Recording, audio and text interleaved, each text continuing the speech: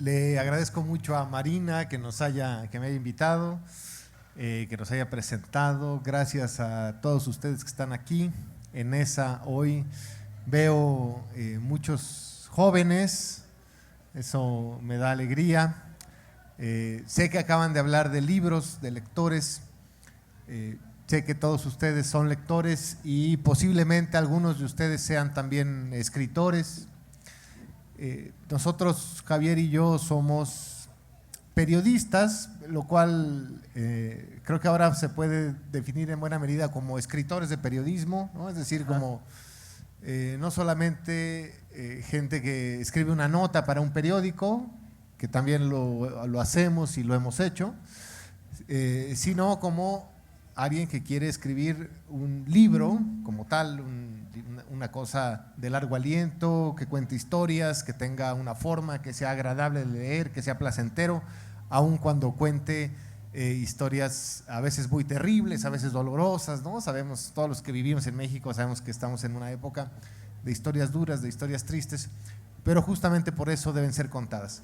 Y aunque la charla tiene un nombre un poquito, digamos, muy serio, ¿no? Como el del periodismo como hecho público, yo quisiera invitar a Javier más bien a que platicáramos, bueno, sí, eso, llegar a eso, pero platicáramos un poco desde nuestra experiencia, no solo desde la teoría, no solo desde las ideas, sino también desde nuestro ejercicio cotidiano y de lo que es sobre todo lo que creo que, en lo que creo que nos parecemos Javier y yo, que es tratar de contar una historia, ¿no? Tratar de contar una historia bien, tratar de hacer literatura con el periodismo. Y Javier está además presentando un libro que le acaba de publicar justamente La Brigada, que yo creo que estaría muy bueno, porque son historias policíacas, que nos platicara un poco de entrada qué es el libro y cómo llegó a esas historias y un poco de qué van, porque es un libro que está aquí, ¿no? Que también está al alcance de todos ahora. Ok, bueno, gracias Emiliano. Yo vengo de Argentina, así que estoy muy contento de estar acá en NESA. He venido a México, pero no conocía NESA, así que me alegro de estar aquí, me alegro de que estemos hablando. Estoy presentando dos libros, en realidad este no es el de La Brigada, el de La Brigada está por allá. El título es un poco largo y es un poco como un trabalenguas. Es Las ratas invaden la escena del cuádruple crimen y otras crónicas. Que en realidad cuando uno dice cuádruple crimen en Argentina, y especialmente si lo decía en el año 2011, gracias, todo el mundo sabía de qué hablaba, porque en Argentina, en ese momento, en un feriado largo, que fueron 4 días de feriado, un día hacía mucho calor y era un domingo y nos despertamos con la noticia de que en una casa en la ciudad de La Plata, que es la capital de la provincia de Buenos Aires, que queda a 60 kilómetros de la ciudad de Buenos Aires, un día habían matado a puñaladas a 4 mujeres en una casa. Estas mujeres eran una señora de unos 60 años, su hija de unos 29, su nieta, la hija de 11 años, y una amiga. Y había sido una masacre de esas, como en las películas de terror, llenas de sangre en las paredes, los cuerpos tirados con 35 puñaladas cada uno, la niña, la señora anciana, bueno, no anciana, pero la señora más grande, ¿no? Todos cobraron por igual. Entonces lo primero que uno pensaba era, en ese feriado largo de 4 días, con tanto calor, qué energía que había que tener primero, ¿no? Para hacer de esa masacre, ese despliegue de actividad física. Y segundo, lo que pasó es que fue un caso gravísimo con 4 personas muertas y durante un par de años fue un misterio, o sea, no se sabía quién había hecho eso ni por qué. Porque una cosa es por ahí cuando no se sabe quién lo hizo, pero sí se sabe por qué. En especial si ustedes vienen siguiendo la obra de Paco Ignacio Taibo II, que tiene tantos libros ahí y que escribió tanto sobre policiales, conocerán que en la investigación de un crimen, saber quién y saber por qué suelen ir juntos, y cuando no van juntos, por lo menos una de esas dos variables las sabemos, pero en este caso no se sabía ninguna de las dos. Entonces, primero se acusó al novio de una de las víctimas y se dijo que había sido por celos, que había matado a su novia por celos y que para ocultar ese crimen, en la figura que judicialmente se conoce como criminis causa, con estos términos del léxico judicial que suelen venir del latín, criminis causa es un crimen que oculta otro crimen o un delito que oculta otro delito. Entonces, el novio por celos habría matado a su novia y para ocultar el homicidio habría matado también a la hija, a la madre, a la amiga, a todas. Y este novio practicaba karate, era cinturón negro de karate, aunque hacía 5 años en realidad que no iba al dojo. Entonces fue de repente muy conocido en la televisión y en la prensa argentina como el karateca. El karateca pasó a ocupar los programas de la tarde, pasó a ocupar las noticias y demás, ¿no? Y era un tipo frío, impasible, de 29 años, que estudiaba en la universidad, que trabajaba en una refinería de petróleo, que esbozaba uno por uno los motivos por los que él se decía inocente. Yo lo entrevisté varias veces. Y que uno venía a hablar con él y decía, este tipo así tan duro seguro que tuvo algo que ver. Pero después uno transcribía la entrevista y leía punto por punto lo que este tipo te había dicho y decías, evidentemente no tuvo nada que ver. Y por otro lado, entonces tenemos una de las personas implicadas era esa y por otro lado estaba Javier Quiroga, alias La Hiena. Entonces teníamos al karateca y a La Hiena. La Hiena era un albañil que hacía algunos arreglos en la casa esta donde ocurrió la masacre, a quien también entrevisté en la cárcel y fue una entrevista medio como en las películas, porque lo trajeron, era una cárcel, un penal en la provincia de Buenos Aires, muy, muy alejado, en el medio del campo. Yo fui con una cita previa que arreglé con los abogados y con la autorización del juez. Entonces llegué, estaban los dos abogados de él que fumaban, uno era un tipo bastante gordo, los dos con saco y corbata. Traen a La Hiena, lo traen 2 penitenciarios, lo traen esposado, no le sacan las esposas. No sé acá cómo es, pero en Argentina es un derecho que al reo, cuando lo traen a una entrevista, le sacan las esposas, casi por cortesía, ¿no?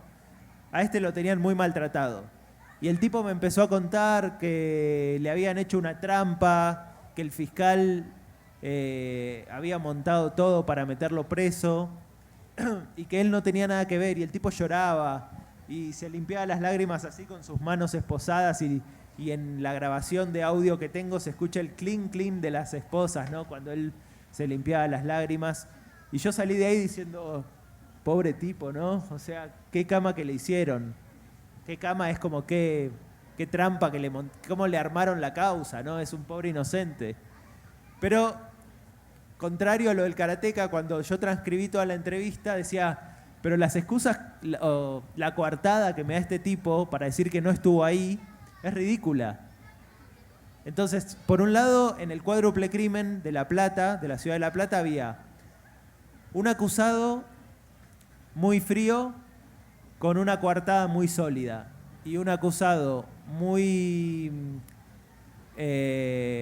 como muy humano, de una empatía muy grande con una coartada muy débil.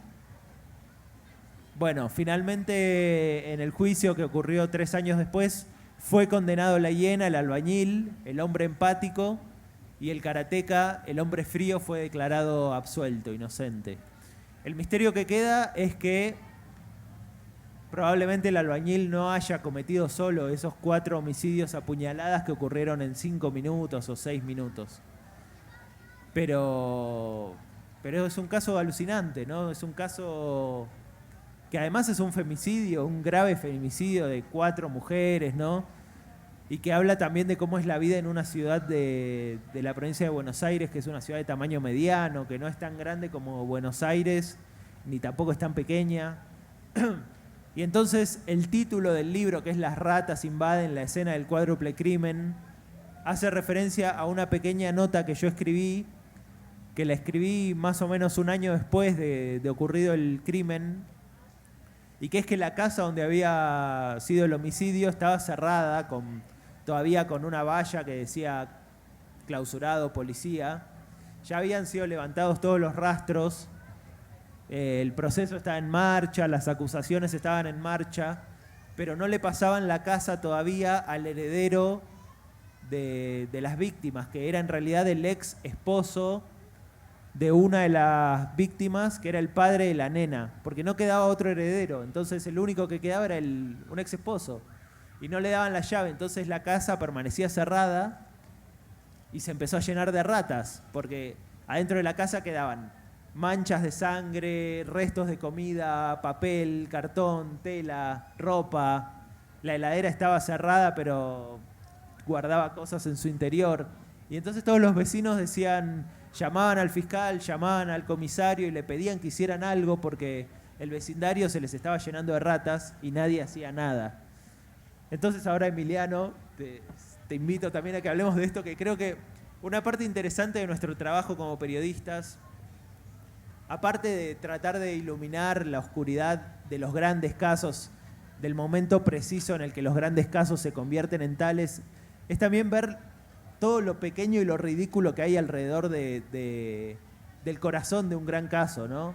O sea, y acá también los invito a ustedes a pensar, ¿qué hacemos nosotros como sociedad en torno a todo esto? O sea, ya no digo el fiscal, no digo el gran testigo, no digo el comisario, pero imagínense ustedes, por ejemplo, a un pequeño policía, o sea, un policía de rango bajo de la comisaría que recibe la denuncia de que se empieza a llenar todo de ratas y que la deja pasar, deja que ese acta sea parte de una pila de papeles, que sea parte de la burocracia.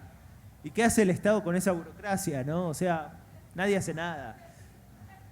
Entonces yo me paso pensando, suelo pensar en todo lo que construimos como sociedad en torno a un momento de violencia, un momento que es cuando un tipo le dispara el arma a otro y lo mata al otro, o cuando un novio celoso va y le apuñala a la novia, o cuando hay una venganza, sea narco, sea de pandillas, sea de la mafia, sea de lo que sea, ¿no?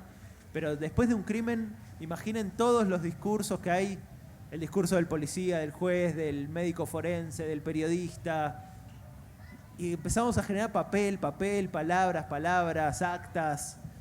Entonces, no sé, siempre me llama la atención que somos como sociedad, somos una máquina de escribir y de hablar. Y algunos trabajan, pero los demás hablamos. Lo digo como...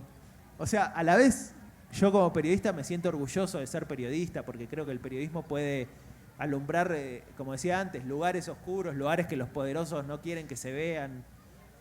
Pero está todo mezclado, ¿no? Es como, son paradojas del modo en el que vivimos. No sé qué pensás. Vos también hiciste una gran investigación. Ovejas Negras está ahí. Pero alumbraste, digo. Ahí hiciste el trabajo de alumbrar una parte oscura, ¿no? Pero ¿qué pensás? Me alegra mucho oír la historia porque me parece que todavía en Argentina, en buena medida, se pueden contar historias, vamos a decir, de policías y ladrones, ¿no? De buenos y malos. Javier tiene la misma edad que yo y conoce a sus colegas mexicanos, a nosotros, que hemos escrito en un tono muy distinto casi siempre las historias, quizá con Almazán como una excepción, Alejandro, el que no está por acá, porque también nos hemos dedicado a retratar la violencia en México.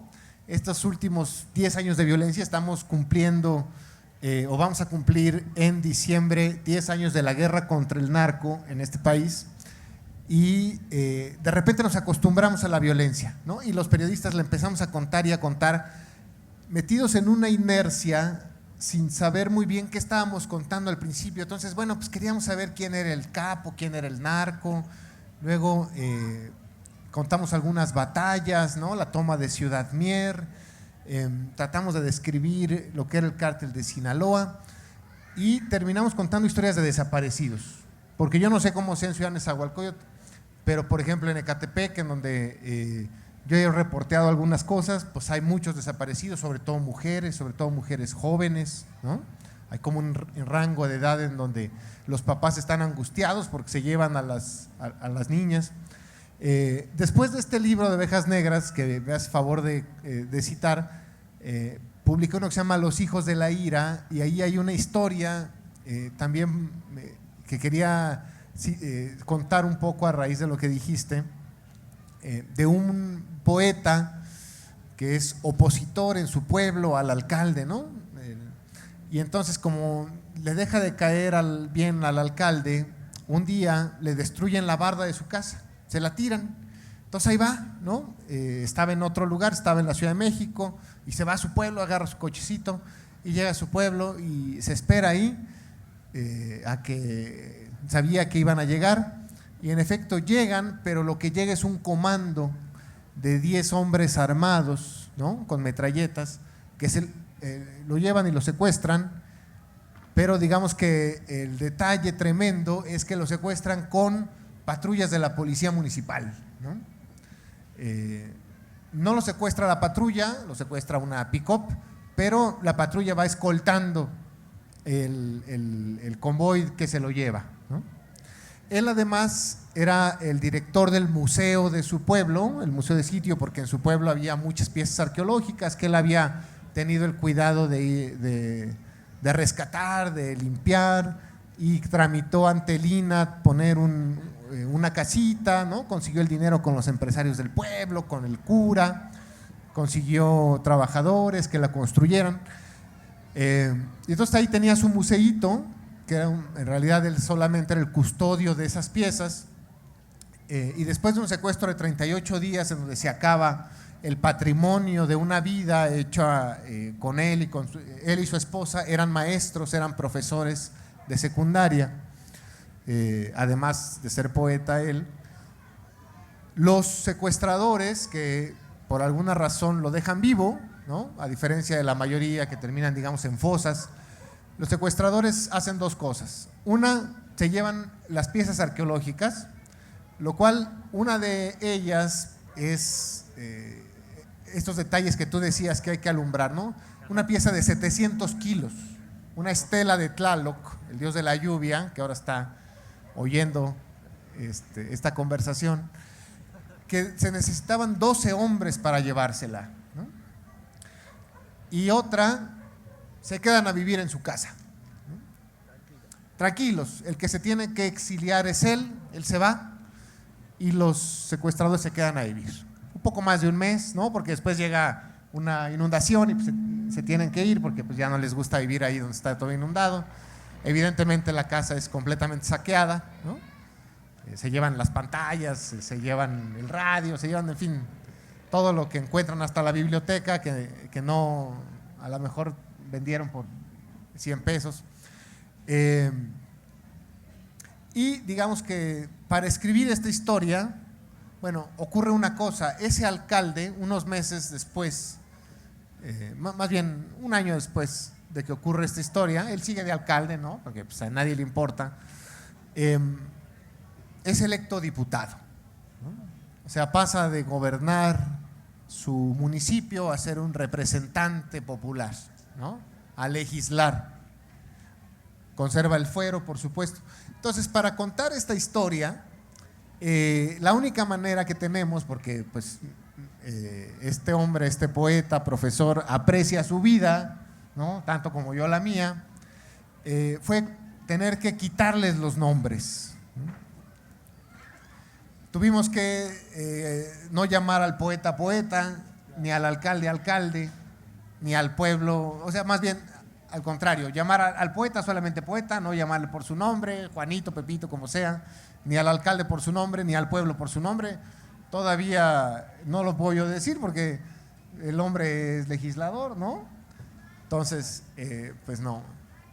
Y sobre todo, digo, más que yo lo diga o no lo diga, pues hay personas ahí que están en riesgo, que fueron las víctimas de ese delito. Entonces, me llamaba la atención y de repente sentí muy gratificante que tú pudieras contar una historia de un crimen en donde queda muy claro, ¿no?, que los policías, quienes hayan sido, pueden investigar un hecho y llegar a una verdad o no de los hechos, pero finalmente uno no va a pensar que el policía que lo está investigando es el policía que perpetró el crimen, ¿no? O que el procurador es el que lo mandó a hacer, ¿no? El que mandó a matar a las 4 mujeres, en fin. Desafortunadamente, en las historias policíacas que terminamos contando acá en México, dejamos de tener esa línea divisoria clara entre policías y ladrones, todo se mezcló, ¿no? Todo se hizo un licuado. Hay una desconfianza tremenda para acudir al Ministerio Público cuando nos roban, cuando pasa cualquier cosa. Dice uno, pues nomás voy a perder el tiempo, no va a pasar nada. Acabamos de ver el caso en Veracruz de una muchacha menor de edad que fue violada por gente, por unos mis reyes, gente muy poderosa, ¿no? Que la primera reacción de la chica y de su padre es, pues ¿qué sentido tiene ir al Ministerio Público, ir a la Procuraduría si estos hombres son muy poderosos, ¿no? Y no van a investigarlos? Entonces, lo que puede, digamos que lo que trata de ganar como compensación es un video en donde le pidan disculpas y que cuando ella llegue a algún lugar público ellos se retiraran, ¿no? Para que no… pero resulta que estos muchachos se burlan de ella, ¿no? Después de eso, entonces no le queda de otra al papá más que hacer un escándalo y al gobernador no le queda de otra más que actuar hasta que el escándalo es insostenible. ¿Por qué? Pues porque sabían que uno de ellos, el padre era presidente municipal, había sido presidente municipal ahí en Veracruz, ¿no? Era un empresario poderoso, conectado quién sabe con quién, que además en Veracruz es un estado en donde sí ya no queda claro la distancia o la diferencia entre el crimen y la autoridad. Entonces, pues bueno, se está reflejando, digamos, esta desconfianza. Insisto, no sé cómo la vivan ustedes, ¿no? Pero cuando menos son testigos de ella en los medios de comunicación, en las redes sociales. Y bueno, pues sí, tratando de contar lo que está pasando en nuestros países, Javier. Igual, no quiero entrar en una competencia, a ver quién tiene las autoridades más corruptas, ¿no? Pero tal vez me expresé de una manera un poco simple antes. Y en realidad el procurador, el fiscal, sí está muy acusado de haber armado la causa anterior, la causa del cuádruple crimen. De hecho, ahora enfrenta un juicio de parte de la familia del karateca que dice que le armó todo, ¿no? Que le puso todas las pruebas en contra y demás. Ese fiscal es un tipo que se llama Garganta, Álvaro Garganta, que es, como dicen allá, nacido y criado en tribunales. Es hijo de un juez, me parece, de un antiguo juez, y es un tipo que hizo toda su carrera adentro de los tribunales. O sea, fue desde el más bajo, después fue oficial, después fue secretario, después fue, creo que fue fiscal, bueno, ahora es fiscal, ¿no? Pero fue secretario de un fiscal, ¿no? O sea, hizo toda la carrera. Entonces son tipos que se mueven con una total impunidad, ¿no? Porque uno también piensa, ¿cómo es? O sea, que nos digan, que nos cuenten cómo es, ¿no? En los tribunales, porque los jueces, los fiscales y los abogados defensores oficiales se conocen, trabajan todo el día juntos, se han cruzado en oficinas en puestos anteriores, se llevan bien. Entonces siempre me queda la duda, ¿no? O sea, somos humanos todos, ¿no? Entonces hay mucho de vínculo interpersonal que influye a la hora de juzgar, ¿no? A la hora en el que un tribunal le mira a los ojos a un fiscal que puede ser amigo y le mira a los ojos a un defensor que por ahí no lo conocen.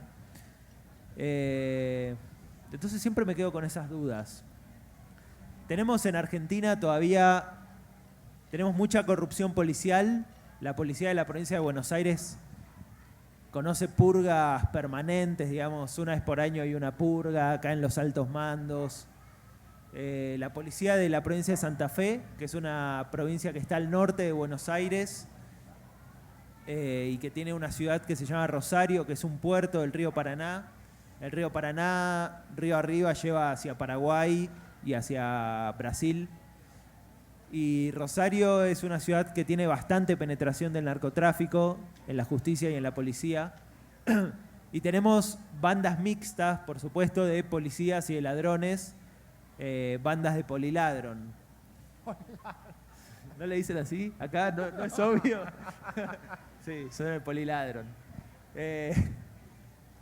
Pero aún así me parece que cuando veo las cosas que pasan acá en México o cuando vengo a México y hablo con colegas, o la primera vez que vine a México hace 3 años y quería buscar libros de periodismo narrativo, libros de crónica, para ver qué estaban haciendo mis colegas de acá, y pregunté en una librería y me dijeron, sí, cómo no, es este el estante, y era narco, y yo decía, pero ¿no escriben de nada más?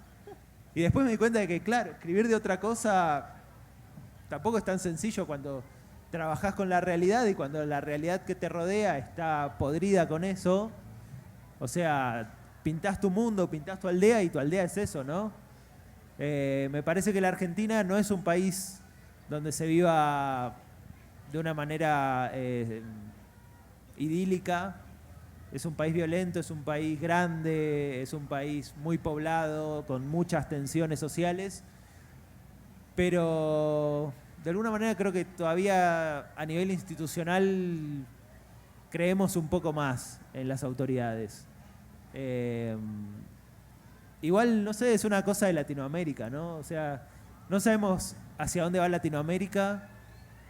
Creo igual que Latinoamérica es el mejor lugar del mundo, o sea, la mejor región del mundo, no tengo dudas. O sea, es donde está la gente con más ganas de hacer cosas y con más fuerza de voluntad, me parece. Suena idílico, pero realmente lo creo. O sea, no quiero ser naif, pero realmente lo creo. Y me parece que los periodistas que estamos trabajando en estos países también estamos buscando el modo de contar las cosas que pasan, ¿no? O sea, el modo de escribir, el modo de encontrar las palabras y las formas textuales. Y por eso es que nos interesa relacionarnos y nos interesa intercambiar, ¿no? No sé qué crees vos. Sí, hay como que se narcotizó un poquito el periodismo contemporáneo y el periodismo narrativo, pero quizá creo que es buen momento como para hacer un alto en el camino y pensar antes de las historias del narco simplemente en las historias, ¿no? Y cómo las historias en realidad son lo que está en cada uno de nosotros. Cada uno de nosotros tiene una historia y lo que tiene que hacer el periodista, creo yo, es simplemente estar como atento a escucharla, atento a tratar de encontrar qué tiene esa historia personal de cada uno que está aquí sentado, que pueda tener como que una reverberación no solo local, sino humana en general, ¿no? A mí yo siempre he pensado que me gusta contar historias por 3 razones. No sé cuáles sean las tuyas, Javier, pero primero es como una razón vital, como intelectual, digamos, como tratar de satisfacer una curiosidad, ¿no? Es decir, ¿quién es esa persona que está sentada ahí enfrente, que está mirando de determinada manera? ¿Cómo es su vida? ¿Cómo ha sido? ¿Cómo le ha impactado el haber nacido a lo mejor en Oaxaca, y haber llegado a Nesa hace 30 años, construir su barrio, su comunidad aquí, ¿no? ¿Qué es lo que ha tenido? Entonces, primero es tratar de satisfacer una curiosidad. Luego tengo un interés estético, y es cómo convertir esa historia con las propias palabras de la persona que me la cuenta, con su experiencia, en algo que sea agradable de leer para alguien más, ¿no? Es decir, cómo llevarle un ser humano a otro ser humano. Y 3, yo creo que todos estamos hechos de historias y nuestras comunidades se van construyendo con historias. Nos hemos contado a nosotros mismos la historia de nosotros mismos, ¿no? Mi infancia fue feliz o mi infancia fue muy triste porque mi papá me pegó, no sé. Es decir, es una historia que nos hemos contado, es una manera de percibir nuestra propia historia lo que nos construye o lo que justifica una personalidad de una u otra manera. Luego, son historias los que hacen una nación, ¿no? En México estamos llenos de historias, la historia de los aztecas, ¿no? Nos hemos también creado pasados gloriosos y interpretamos a los aztecas como si fueran guerreros muy musculosos y poderosos. Luego, la historia de la independencia, ¿perdón? El derecho. Bueno, ahorita vamos para allá, si quiere nos comenta un poco más. La historia de la independencia, ¿no? Que es también dos curas, dos sacerdotes que hacen una revolución, ganan una serie de batallas, pierden, mueren, son degollados, pero después crean México. Luego, la historia de la revolución, la historia del siglo XX, es decir, somos un conjunto de historias y yo creo que contar historias lo que nos permite es también influir en la realidad. Lo que nos están bombardeando, y ahí podemos llegar ahora sí al tema, digamos, que nos convocó la brigada para venir, que es el periodismo como un derecho público. El Estado, el gobierno mexicano, o cualquier gobierno, no digo que este en particular, pero este más, nos quiere contar una historia, ¿no? Nos quiere decir, bueno, el PRI, sí, a lo mejor dicen, los corruptos somos todos, ¿no? Porque dicen, la corrupción es cultural. Entonces, simplemente el que Peña Nieto tenga una Casa Blanca es a lo mejor porque es más culto que todos los demás, ¿no? Nos dicen, pues sí, nosotros somos corruptos, pero sabemos gobernar y vamos a hacer las reformas que le faltan a México. Porque tú no tienes por qué saberlo, Javier, pero hace 3 años, ¿no? Hubo una serie de cambios legislativos constitucionales en México que nos los vendieron como las reformas que iban a hacer que México por fin creciera, por fin hubiera empleo, por fin bajara el precio de la gasolina, del gas, en fin.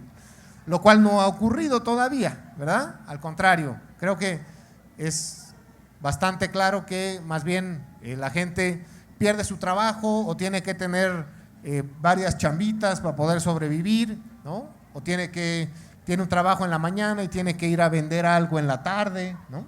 Entonces, bueno, no ha pasado eso, pero nos están contando esa historia todo el tiempo, nos la quieren contar y tienen un chorro de mecanismos, de vehículos para contar esa historia. Tienen a Joaquín López Dóriga, tienen los periódicos, tienen… Entonces, creo yo que en ese sentido, en buena medida el papel del periodismo en una sociedad que aspira a ser democrática, ¿no?, es construir las historias que puedan desafiar historias oficiales que sabemos que no son ciertas o que están sesgadas o que nos las están contando para fortalecer a determinado grupo en el poder, ¿no? Para que ese grupo que está en el poder pueda tener mayor control, pueda seguir robando con mayor comodidad, ¿no? Entonces, por eso el periodismo como derecho público, y creo que de alguna manera hay que llegar al tema, porque a ese nos convocaron, tiene, en ese sentido, es mi tercer motivación para hacer periodismo y para contar historias, para construir como sociedad otra narrativa que no sea necesariamente la narrativa oficial. Porque si esta historia que te cuento del poeta que lo secuestra un alcalde que se convierte después en diputado, no la hubiera contado yo, la verdad es que no lo hubiera contado nadie. Y no me la doy ahí de ser muy chingón para nada, porque como esa historia hay muchísimas. Lo malo de esa historia es que no es una excepción, es que es una normalidad, ¿no? Es que es parte del paisaje ahí en esa región de la que les hablo, cuyo nombre no diré. Es parte de lo normal, es parte del paisaje. Entonces, el contar ese tipo de historias también permite, digamos, desafiar una narrativa que nos están queriendo imponer todos los días. Entonces, yo diría, es una manera de disfrutar, de contar, de hacer, pero también es una manera de ejercer el poder. Exacto. Aplausos. No, y algo más. Y algo más relacionado con eso, con lo que vos decís. Nosotros somos periodistas y hace tiempo que estamos metidos en la industria periodística y trabajamos más o menos en relación, pero con las empresas grandes de periodismo. Pero lo que me parece verdaderamente emocionante es cuando me encuentro con una muestra de periodismo comunitario, de periodismo de barrio, de periodismo hecho de alguien que quiere contar lo que le pasa al vecino o de alguien que sabe que las grandes empresas no van a llegar a su lugar, no van a llegar a su barrio, no van a llegar a la calle que está a 15 cuadras de acá y que está lejísimos de, no sé, del centro de la ciudad. Entonces esa persona va, entrevista a su vecino y lo cuenta, ¿no? Y lo publica en internet y de repente se da cuenta de que es muy fácil publicarlo en internet y hacerlo circular en Facebook o como sea, ¿no? Hace poco estuve viendo algunos ejemplos, le quiero contar 3 casos que para mí son muy buenos y que quizás a ustedes los inspiren, a ustedes se los puedan contar a otras personas y puedan inspirar a alguien. Primero, hay en Cuba un sitio web que se llama El Estornudo. Hace poco tuve la suerte de estar en Cuba y conocí esta revista digital que está hecha por chicos de menos de 30 años o no más de 35 seguramente, y que se dedican a contar historias de la Cuba cotidiana, historias de los barrios de La Habana que son menos conocidos y que son historias que nunca van a salir en los diarios dominados por el partido, o sea que son los diarios que son la voz oficial del partido, ¿no? en Cuba. Si pueden, después métanse, creo que la dirección es elestornudo.com.cu o pongan en Google El Estornudo Cuba y van a leer muy buenas historias. Una, por ejemplo, es de un barrio que tiene calles de tierra y casas de madera que se llama El Fanguito. Entonces este chico que la escribió, que se llama Abraham Jiménez, entrevistó a un viejo que vive ahí, que tiene como 90 años y que le contaba toda la historia del barrio. Y era algo que de otra manera no iba, yo por lo menos viviendo tan lejos, viviendo en Argentina, no iba nunca a conocer, ¿no? Entonces también el periodismo es eso, es ser testigo de algo y querer que toda la sociedad sea testigo junto a uno de eso. Es ver algo, creer que eso es importante y decirle a la sociedad, miren, o sea, miren todos ustedes, miren esto que acabo de encontrar. Y es compartirlo, ¿no? Es un ejercicio social de generosidad en un punto, de compartir algo. Y en Argentina tenemos una revista que se llama La Garganta Poderosa, que está hecha por los chicos de una villa. Una villa es como una favela, es un barrio muy pobre. Y también se dedica a contar muchas historias de ese barrio y es muy buena. Y cada vez que hay algo grave que ocurre en alguna villa, porque ellos armaron una red de corresponsales y de periodistas en esos barrios, ellos son los que tienen la mejor información porque son los que la ven así, los que la palpan, los que saben. No son extranjeros ahí, o sea, lo viven todos los días. Y hay un chico que debe tener, creo que tiene 26 o 27 años, que vive en una villa y que es un artista, un gran artista, que para mí es uno de los artistas más importantes de la última década en Argentina, que se llama César González. César no es periodista, pero hace un arte de un calibre social muy grande, ¿no? O sea, cuenta historias de ficción, pero que obviamente están inspiradas en lo que él ve todos los días. Y escribe poesía, publicó 3 libros de poesía. Hizo 2 películas que las subió a YouTube, que están en internet, que son muy buenas y que las hizo con nada. Las hizo casi sin recursos, con una cámara, un micrófono y llamando a sus amigos para que actúen y haciéndolos actuar en locaciones, en casas de su barrio, ¿no? Y estas 2 películas, ahora me agarró una que quería rescatar el título. Una se llama Lo que puede un cuerpo, o sea, ustedes si quieren métanse en YouTube y ponen Lo que puede un cuerpo César González y de repente van a tener una gran película de 1 hora y media hecha con nada, o sea, hecha a voluntad y con talento, y demostrando que si uno quiere pintar su mundo no necesita ni demasiado dinero, ni necesita que nadie lo contrate. O sea, en ese sentido creo que el periodismo como ejercicio democrático y como valor social, es también tener ganas de compartir. No sé si entre el frío y el ensayo de la orquesta juvenil que anda por ahí, estaría padre que dialogáramos un poco, que conversáramos un poco. Me gustaría oír comentarios, preguntas, inquietudes, invitaciones a discutir algún tema, escribir alguna historia, compartir algo que pase en su barrio. Por favor, dialoguemos. ¿Quién dice yo? Por ahí anda una güera. Por ahí hay otra mano también. Me gustaría que explicaran el tema del derecho que decían hace rato por ahí. No sé si podemos juntar 3 preguntas. Sí, dale, claro. Y responder. Hace frío, ¿eh? Perdón. La primera es cómo pelear como sociedad civil o cómo pelear o cómo apoyar a los periodistas como sociedad civil, ya que exista este periodismo independiente. ¿Me pregunta? ¿Se la paso al señor? Sí, al señor y luego por acá. Bueno, soy abogado y perito en criminología. Lo que yo no entiendo es por qué el sistema permite tanta delincuencia, tanta corrupción de menores. En la mañana estoy escuchando un programa que dicen que van a legalizar la marihuana. Está mal el sistema. ¿Por qué? Porque si una persona, yo, por ser profesionista, yo digo, tengo un hijo de 16 años, yo soy abogado y perito en criminología.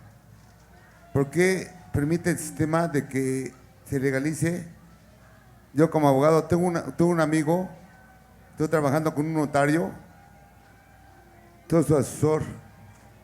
Entonces, ¿por qué permite el sistema que esta corrupción de la marihuana, la drogadicción, la cocaína, todo eso, ¿por qué no permite el sistema? Gracias. No estoy de acuerdo. Sí, yo lo que no quiero que mi hijo caiga una adicción, sino que sea un profesionista como yo, un abogado, un licenciado, como usted, un periodista como ustedes. Yo tengo una amiga que es periodista, también como usted.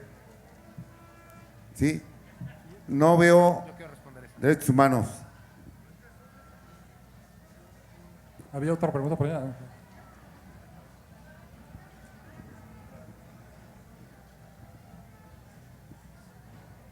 Buenas noches. Primero que nada, pues un gusto estar aquí. El primer tema yo creo que es el periodismo, ¿no? Ustedes están haciendo su trabajo, pero ¿cómo pueden hacer ustedes su trabajo si cuando el mismo gobierno los clausura también a ustedes? ¿No?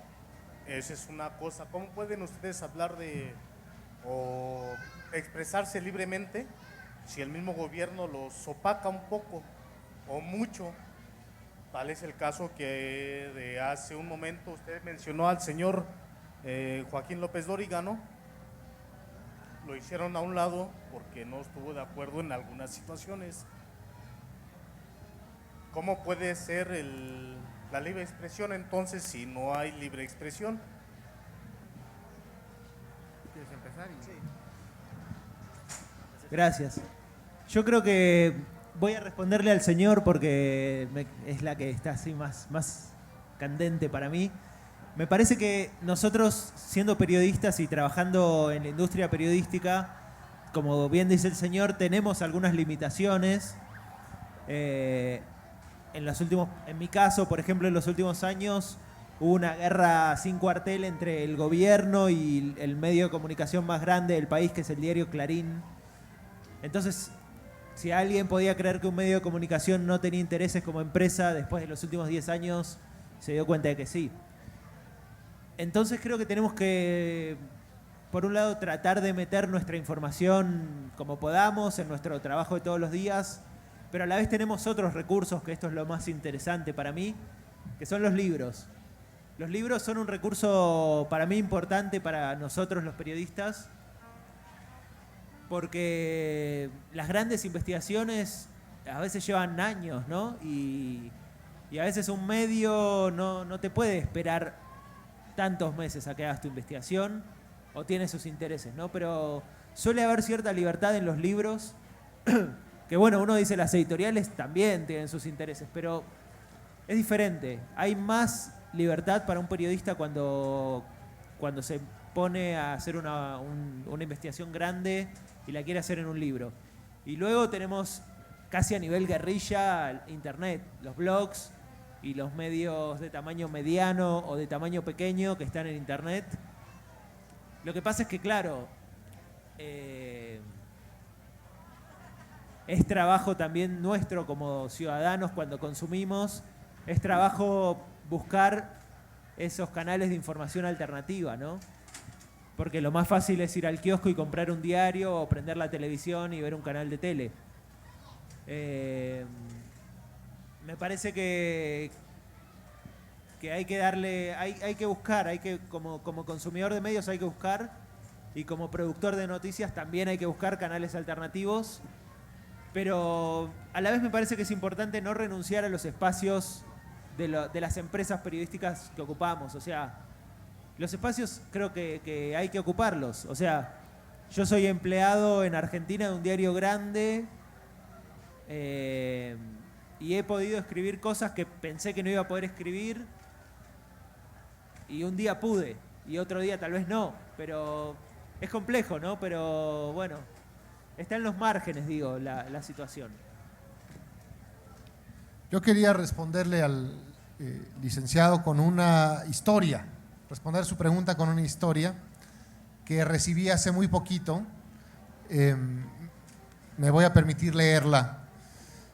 Esta historia la escribe una señora que se llama Anne-Marie Cockburn, Ana María Cockburn, y ella es de Inglaterra. Y dice así: hace 2 años mi hija murió. Salió de mi casa un sábado por la mañana, tomó un polvo y murió 2 horas después. Era mi única hija. Supimos que tomó éxtasis en un 91% de pureza, lo suficiente para drogar 5 o 10 personas.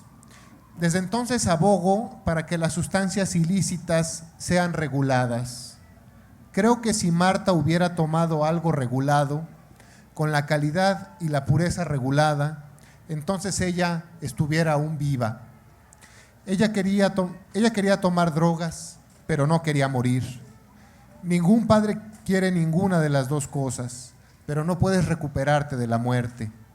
Estoy aquí porque quiero que los representantes de la ONU escuchen nuestros gritos de nuestras pérdidas, y mi propio mensaje es que no quiero que el mundo pierda a otra Marta. Escribí el libro 5,742 días, que son los días que mi hija vivió. Lo empecé 6 horas después de que murió y lo terminé 102 días después, cuando ella habría cumplido 16 años. Es la historia de mi pérdida. Amé ser la madre de Marta, y todo el amor que puse en mi hija, ahora estoy poniendo esta energía en asegurar que otras familias no tengan esta pérdida. Ella era estudiante. Era la 4ª vez que consumía éxtasis. La de ella no fue una muerte por adicción, fue una muerte por la curiosidad de una joven. Y quería yo retomar esta historia porque me parece que es una discusión muy de fondo, es una discusión que sí tenemos que afrontar de manera muy, muy clara, como, con mucha confianza en nosotros mismos, ¿no? ¿Qué hacer con las drogas? O sea, justo lo que yo decía hace rato es que este año se van a cumplir 10 años de una cosa que nos vendieron como la guerra contra el narcotráfico, que no solo no bajó el consumo de drogas, sino que además incrementó la violencia, ¿no? Pero la incrementó muchísimo. En el 2006, la tasa de homicidios en México era de 7, 8 por cada 100,000 habitantes. Estaba más o menos cerca, se estaba ya empezando a acercar a los países del primer mundo, en donde 5 o 6 en Estados Unidos. Ahora estamos en 18, en 19, en 20, ¿no? Es decir, somos un país más de 100% más violento, ahora que se supone que mandamos al ejército y a la Policía Federal a combatir el narcotráfico. Lo que acabó pasando finalmente fue que fue una guerra por las rentas del narcotráfico, fue una guerra por las ganancias del narco y por la industria que se generó alrededor del narco, una industria parasitaria, ¿no? De secuestro, de extorsión, de amenazas a la gente. Entonces sí creo que cuando menos valdría la pena problematizar el paradigma de la prohibición, ¿no? Y pensar de qué otras maneras cuidamos la salud de la gente. Yo creo que lo más importante es la salud de los jóvenes. Yo no idealizo las drogas, respeto a quien las consume, me parece que es una decisión de cada quien, pero no me parece que hay que idealizarlas, que hay que pensar que no, son drogas y hacen daño, sin duda, ¿no? Y las adicciones no solo afectan a quien es adicto, sino a su familia también, a su comunidad. Pero bueno, están ahí. Entonces vamos a ver qué estrategias tenemos, además de la prohibición, para minimizar el tema de la salud, minimizar el tema de la adicción y sobre todo no mandar a jóvenes a matar a otros jóvenes por las ganancias de las drogas que se quedan allá arriba, ¿no? ¿Qué puede hacer la sociedad civil para apoyar el periodismo independiente? Pues yo creo que lo que decía Javier me parece muy padre, romper la barrera de que el periodismo lo hacen los periodistas. Yo creo que no, yo creo que cada vez más el periodismo es una disciplina, un arte, un oficio que está al alcance de la gente, ¿no? Es decir, yo por eso les decía, lo importante es contar historias y cada uno de nosotros y cada uno que está enfrente de nosotros es una historia. Entonces, ¿qué puede hacer la gente normal? Escuchar las historias de los demás, sensibilizarle con las historias de los demás, mirarlos a los ojos, preguntarle por su vida y contarla, ¿no? No sé si alguien más, alguna otra pregunta, comentario. Ahí hay alguna otra más que podamos tomar. Mientras tanto yo Perdón, una cosa muy breve que relacionado con esto les quiero proponer. Váyanse de acá, piensen qué historia les gustaría contar, armen un blog y cuenten una sola historia, una historia tomada de la realidad que les haya ocurrido a ustedes o a algún amigo o algún vecino. Pregúntenle al vecino si quieren, entrevístenlo si quieren, si no, no. Pero eso ya es esto, es de lo que estamos hablando. Y eso ya va a tener un valor social importante también. Buenas noches, precisamente soy estudiante de periodismo y bueno, ahorita lo que comentaba del chico que ejerce periodismo independiente no teniendo un título, me surge una duda. Entonces, ¿cualquier persona puede hacer el periodismo? Sí, claro. Yo no tengo título, no terminé la facultad, no se lo digan a nadie porque me avergüenza un poco, pero el periodismo es un oficio, es como ser carpintero, ¿no? O sea, es algo que uno va puliendo y aprendiendo y conociéndole los secretitos y los trucos a medida que lo va haciendo. O sea, mi primera nota estaba cargada de entusiasmo, pero era un desastre, ¿no? Y bueno, ahora no sé qué tan bien está, supongo que está un poco mejor el asunto, pero sé cómo hacerlo, ¿no?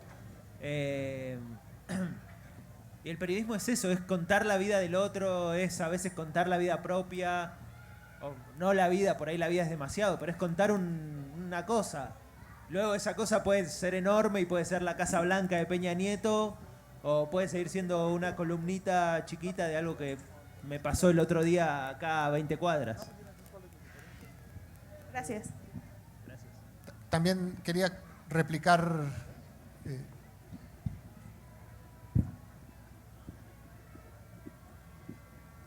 Bueno, buenas noches. Rocío Suara, periodista.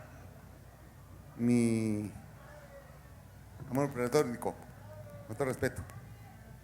Periodistas, los respeto. Profesionistas, mis respetos. De un punto clave a ustedes. La comunicación del hombre como abogado defiendo mi derecho, pero ustedes todos la comunicación a la comunidad, lo respeto. Es todo. Gracias. Ah. Estamos repitiendo preguntas. ¿Sabe? Disculpe, volviendo al tema de hace un momento, mire, yo tengo una muy mala experiencia conforme al periodismo, ¿no? ¿Por qué? Porque a mí me tocó estar en Atenco cuando fue en el 2000 y algo, no me acuerdo, la verdad, ya tanto tiempo. Pero que el gobierno se lavó las manos bien limpiamente, no hizo nada. Cuando yo estuve ahí, le pegaron, le agarraron con todo, ¿eh? Las órdenes de ahí fueron, pégale a todo lo que se mueve. ¿Dónde está el periodismo? Porque se vio muy poco de lo que fue realidad ahí. Entonces, digamos que ahí no está bien el periodismo o nos están limitando a la libre expresión. Eso era todo. Bueno, aprovecho para responder esta un poco de inmediato. La represión de Atenco de 2006, de marzo de 2006, yo creo que ha sido una de las cosas más crueles, más brutales, más sangrientas. Eso fue un operativo conjunto entre el gobierno del Estado de México, que era Enrique Peña Nieto, y el gobierno del presidente entonces Vicente Fox. Entraron, hay tomas de televisión en donde le pegan hasta los perros, ¿no?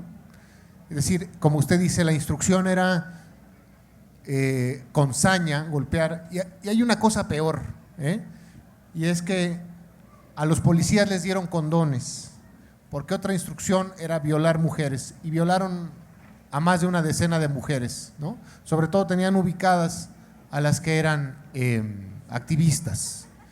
Entonces sí, fue una cosa terrible y usted tiene razón en hacer esa crítica. El periodismo ahí se quedó muy corto. Y la verdad es que en la mayoría de las cosas que pasan en este país, sobre todo las tragedias, el periodismo se queda corto.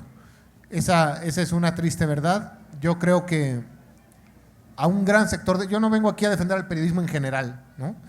A un gran sector del periodismo en México no le interesa, prefiere hablar bien del gobierno, ¿no? La gente que investiga masacres, lo he visto con mis colegas, lo he hecho yo mismo, ¿no? Empezamos a investigar un caso y vamos a la mitad y ya vino otra masacre, ¿no? Que a lo mejor es peor. Por ejemplo, en febrero de 2014 mataron a un colega periodista en Veracruz, a Gregorio Jiménez. Era el 10º periodista asesinado en Veracruz en solo 4 años en el gobierno de Javier Duarte, ¿no? Y nosotros pensamos que habíamos tocado fondo con el asesinato de Gregorio, y un grupo de periodistas nos trasladamos a Coatzacoalcos a reconstruir la vida de Goyo y a ver en qué casos estaba él investigando, para investigarlos nosotros también y decirle a los que lo habían matado que no se iba a quedar eso así, ¿no? Pero ahora vamos en 15. Justo un año después de que mataron a Goyo, mataron a Moisés. Y un poquito después, aquí en la colonia Narvarte de la Ciudad de México, ¿no? Porque Nesa y el DF es lo mismo en realidad, ¿no? O sea, nos trajeron la muerte. Mataron a Rubén, mataron a Nadia. Una masacre. Si tú me estás hablando de una cuádruple masacre, acá fue una quíntuple masacre, 4 mujeres y un hombre, ¿no? Un asesinato también en minutos, pero ahí primero tortura y después ejecución con pistola. Y los colegas se metieron a investigar eso, ¿no? Pero estábamos también investigando Ayotzinapa, ¿no? Y la masacre de los 72 migrantes, y no acabamos con una, ¿no? Porque además pues, no alcanza, digamos, el personal para cubrir todo lo que hay que cubrir, ¿no?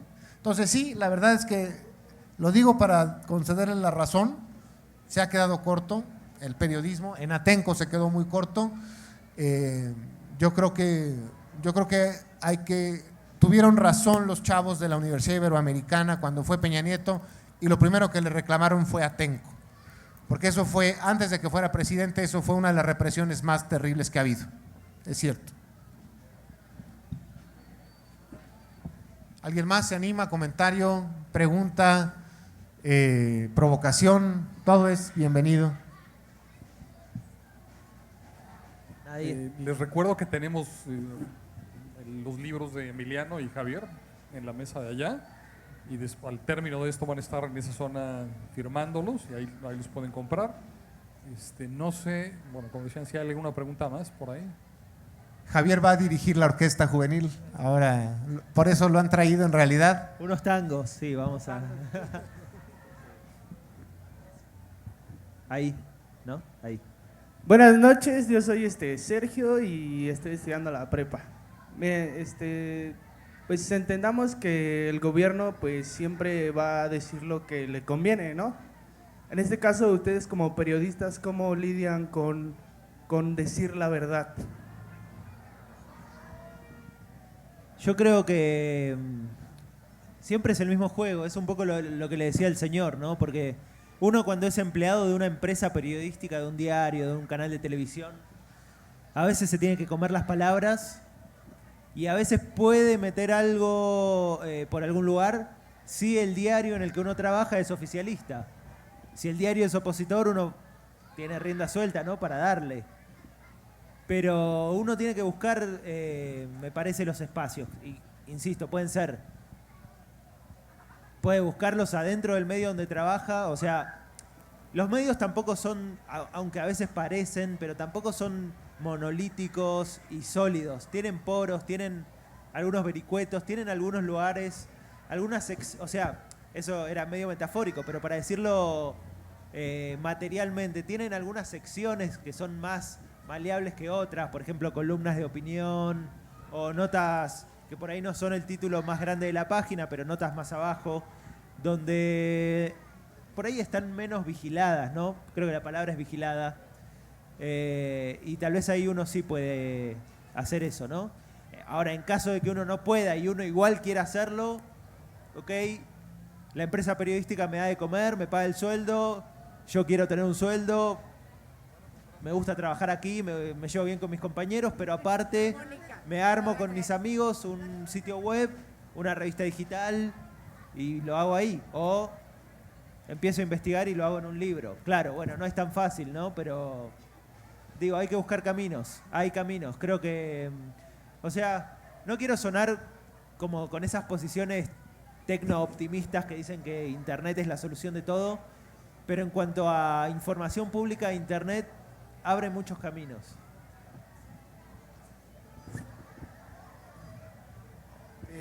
La pregunta es, ¿por qué hay tantos muertos en Veracruz? ¿Por qué no en Nayarit? No quiero que sea la muerte, pero ¿por qué Veracruz? ¿Por qué esos lugares? ¿Qué Guerrero? ¿Qué hay detrás? ¿Qué esconden? ¿Por qué tanta muerte ahí en el periodismo? Bueno, Veracruz es parte del Golfo, ¿no? Es la ruta más corta a la frontera con Estados Unidos, y Nuevo Laredo es la principal aduana del mundo, legal, ¿no? Es por donde pasa más dinero al día en mercancías y efectivo en todo el mundo. Eso es lo legal, eso es lo que sabemos. Imagínense lo que no se ve. Entonces, controlar ese corredor que va de Veracruz, Tamaulipas, a la frontera con Texas, pues es muy importante, ¿no? Entonces, ¿qué pasó? Que primero fue un proceso más o menos gradual. Empezaron financiando campañas y pidiendo el secretario de Seguridad Pública, ¿no? Después al de Obras y al de Finanzas, y después mejor pusieron al alcalde directamente. Entonces, ser reportero en esas regiones es muy complicado porque, como decía yo al principio, ya no hay claridad de dónde termina la autoridad y dónde empieza el crimen. Acaba siendo el miedo el editor, ¿no? Porque incluso un accidente automovilístico es peligroso de cubrir ahí porque si resulta que en ese choque están involucrados sicarios que no quieren que se publique su nombre, entonces cubrir un choque se convierte ya en un riesgo de muerte. Además, en una zona en donde al compañero Goyo, por ejemplo, que trabajaba en Coatzacoalcos, Coatzacoalcos es una de las ciudades más ricas de México porque están las refinerías petroleras. El compañero Goyo ganaba 20 pesos la nota publicada, ni siquiera la nota enviada, ¿no? Porque los reporteros muchas veces enviamos notas que no se publican porque no hay espacio del periódico, porque el editor dice que no es importante, lo que sea. Entonces trabaja uno y a veces no se publica. Bueno, pues Gregorio ganaba 20 pesos por cada nota que lograba publicar en el periódico. Su ingreso como reportero era de 3,500 pesos, más o menos, al mes, trabajando como un burro. Completaba sus ingresos siendo fotógrafo de eventos, retrataba 15 años, retrataba bodas, retrataba bautizos, graduaciones de la primaria, del kinder. Tenían un burro que lo pintaban de cebra para subir a los niños. Él era cristiano evangélico, pero llevaba a su virgen porque pues, a mucha gente le gustaba retratarse con la virgen. Entonces imagínese en un lugar como ese, en donde ya no queda claro quién es quién y en donde además se gana 3,500 trabajando en condiciones muy difíciles, pues sí, pues es esa zona. También la Tierra Caliente, Guerrero, esa parte del Estado de México, Michoacán, es la ruta hacia Lázaro Cárdenas, que es el otro puerto de salida hacia el Pacífico, hacia China, ¿no?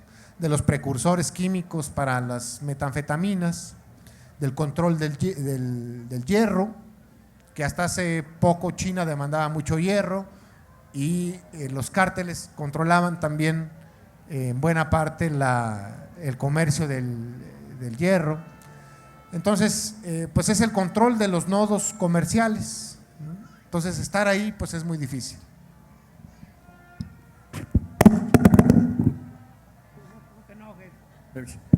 Pues muchas gracias, estamos ya con el tiempo encima. Muchas gracias a Javier y a Emiliano por esta charla. Les recuerdo que Javier todavía tiene otra presentación el domingo a las 5 de la tarde.